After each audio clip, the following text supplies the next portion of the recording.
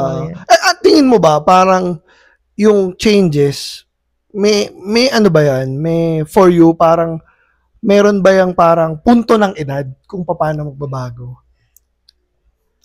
Baka siguro dahil din sa mga experience Yes. or pinagdaanan in life. Kaya napupunta dun sa change. Okay. Gets. So, depende syempre kung ano yung mga, alam mo yun, na-encounter mo before. Oo.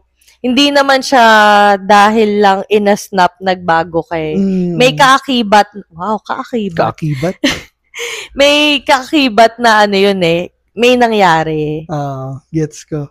Ako tingin ko naman, may face talaga yung pagbabago eh. May facing yan. Example. Ikaw sa'yo. Ako, pagbabago, example. Tingin nga nung physical. Diba? Malaki ng pinagbago ko. Mas pumogi. Tawag sa proclaim. Hindi, ako tingin ko. Hindi mo hinintay sa akin, manggaling.